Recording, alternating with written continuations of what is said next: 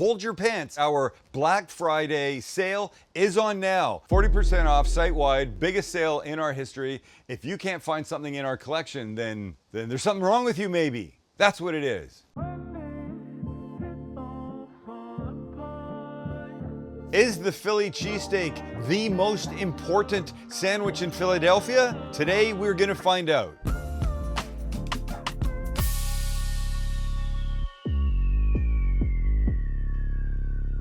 Because there's a second one. Oh yes, I don't even know if I'd call it a runner-up. You might say it's more important than the Philly cheesesteak. Oh yes, the Philly cheesesteak gets all the love and affection and fans fawning over it. But what about the roasted pork sandwich with broccoli rabe?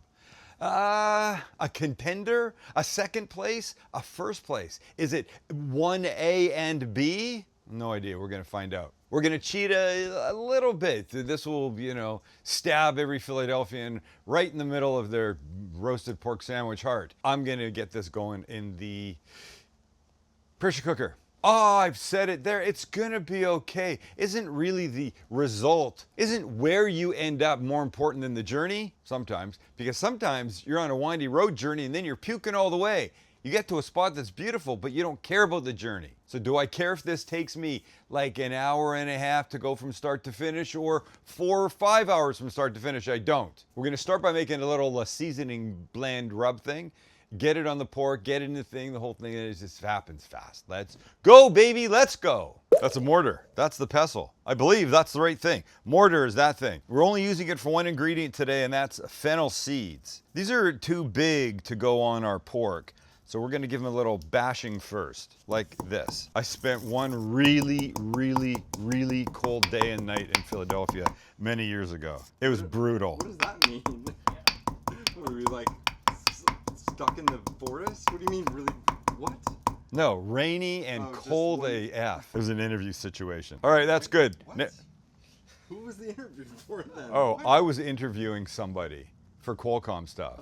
It's not like I went for an interview. Got it. Okay. Yeah. All right, when that's good, we can add the rest of our ingredients. We'll just use this as our bowl from now on. We'll just put everything else in. So some thyme, some rosemary, garlic powder, good hit of kosher salt and pepper, and this will mix. Let's get our pork. Our pork today is that kid. It's a little boneless pork shoulder. It comes in a net thing. I don't need it. It's about 3.5 pounds. It comes in a lunch lady's hairnet.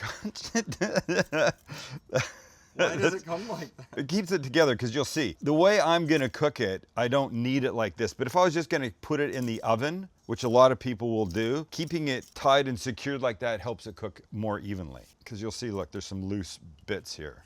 I think I'm gonna cook this in 3 pieces. And now, we've got our seasoning blend, we've got some olive oil. Let's get these things lubed up a bit and then seasoned up. Meanwhile, my Instant Pot pressure cooker is beside me. By the way, they're essentially the same thing. The Instant Pot does a few more things than a pressure cooker does. Still means the same kind of thing, cooking at a high pressure. So we will season. We're gonna sear these guys for extra color, but more importantly, flavor. So these just get seasoned nicely all the way around. Can really smell that fennel. When you bash up the fennel seeds, it becomes amazing.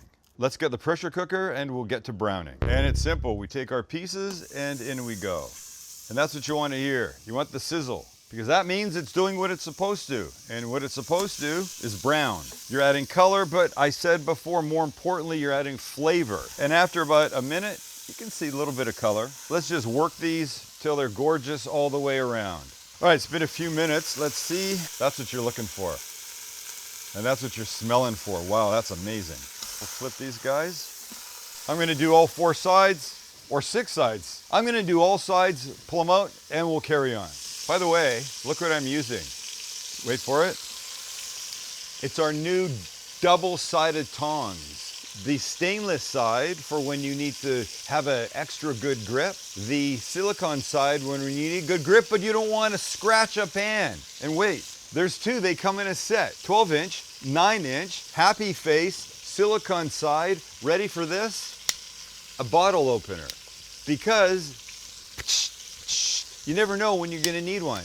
You get 2, they're both on the site right now at shopstcg.com. And our Black Friday sale is happening right now. Look how great these are. Sorry, you want the happy face side. Look how great these are. Perfect gift. Get them while they're here. Beautiful tongs. Hello, tongs. I love you. Look how happy the tongs are. You ever had happy tongs before? No. Oh, the smell. Goodness gracious. All right, these guys can come out looking as beautiful as they are. Look at that. Wow, dang. See that? That's important what's in there. Why? Because I'm gonna show you in a minute. But right now, throw some onion in. Fling in some onion. Give it a second or so. See, look it. I can mix in here now because of this side of the tongs. If I use that side, I'd be scratching. You know what that expression is, scratching? That's what my dad used. The expression scratching was an expression my father used when I would ask if I could borrow some money. Dad, it's a little hard right now. Could we borrow a little bit of money? He'd say, I'm scratching. I'm scratching. That meant basically no. It was his way of saying, I don't have any money to lend you. He had money to lend me. He didn't want to lend me money. The onions looking great. Carrots, just for a second or so. All in an effort to develop flavors for the broth. I've got some celery I've just chopped up. We're gonna strain this after, so the size doesn't really matter. But what I didn't chop up were these little Holland peppers that I need to, because I forgot. So I'll just give these a rough. Sorry, Chance, we're probably not getting a great shot of that over here. And all of this can go in. A little bit more mix. And you see the stuff that's on the bottom is called fond, and it's not really stuck too hard in this case, but we'll help it come up a bit by adding some chicken broth. You only need about a cup. Let's get the pork back in. 1, 2, and 3. Lid goes on, we lock it. So here's the deal. When this comes to pressure, it'll probably take 12-ish minutes, it will lock. It's not locked right now. Then it starts counting down the 75 minutes that I gave it. We're going about 25 minutes a pound. This is just slightly more than 3 pounds. Once it hits pressure, it locks, it starts counting down. When it gets to the 75-minute mark, it starts to release the pressure that's built up inside by itself. You can hit the release button if you want, but we want this tender, beautiful meat. So we'll let it release by itself. And then we just got a little broccoli rabe to deal with, and Bob's your uncle. That is a big hand pile of broccoli rabe. So named because the florets in here are similar to broccoli, but definitely smaller. Can be a little bitter, sometimes a little more mild, but here's what I like to do. I'm gonna cut these woody ends off, set them aside. Fuck you, Woody ends. And then these guys, I'll just cut in, you know, whatever, couple inch pieces. And then they will go into a big pot of boiling salted water for 2.5 minutes until the thicker stalks are tender. Slightly more than 2 minutes is up, so let's get it out, drain it on some paper towels before we move on. Now all the kids out of the pool, Max. We get another pan heating and we're there. That's a pan warming up, a decent amount of olive oil in it. Lovely. And in the olive oil goes some garlic. And I apologize, some of it's a little green. It's all the garlic I had. I've always got 3 or 4 heads, I think. Well, not this time. I did not. We want flavor coming out of this in a big way. We're gonna add some red pepper flake. We're toasting, we're cooking. And just when it's beginning to get a little bit golden brown, we put in the broccoli rabe like this. I squeezed out most of the water, and now we're just sauteing, probably 7-8 minutes. I'm gonna turn the heat down a little bit. We want this getting beautifully tender. Well, guess what? We can put this off to the side, let it continue, because our pork is ready. Well, our 75 minutes are up. Our natural release of the steam is up, and that's what we've got. Oh yeah. Oh boy, these guys are gorgeous. Oh, the smell of that is insane. So let's take these guys out. Little vegetable comes with them, that's fine. Beautiful, beautiful. So 75 minutes. In an oven, it would have been 4 days and 75 minutes. All right, I'm gonna let these sit for a little bit. Let's get this juice all strained up out of here, shall we? Here's what we're gonna do. Just like that.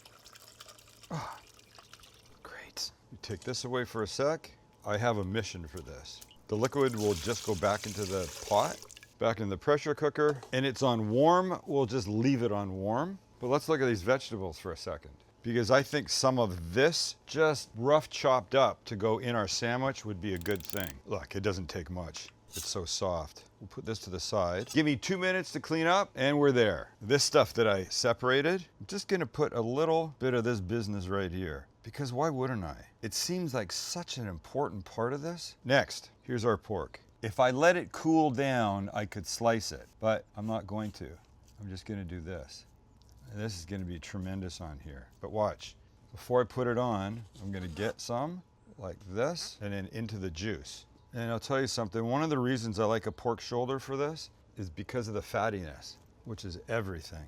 I'm 100% certain I'm breaking every Philly rule that was ever made, but it's gonna be really good. And now, the crowning glory is gonna be our gorgeous broccoli rabe. It's a little spicy from the red pepper flake, it's a little garlicky, it's a little bitter because it's naturally a little bitter, but come on now, man. I don't know how this is not one of the greatest things you could think about. And guess what? I forgot something. What else is new? And give me my torch. I don't know if this is done, but it's what we're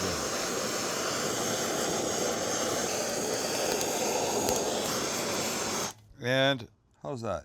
Well, I'm very happy. Let's see if cutting it. Oh, gosh. Okay, all the Phillians can piss on me for putting those veggies on the bottom, but come on, it's gonna be a good thing, and that's gonna be an amazing bite. Look at beautiful.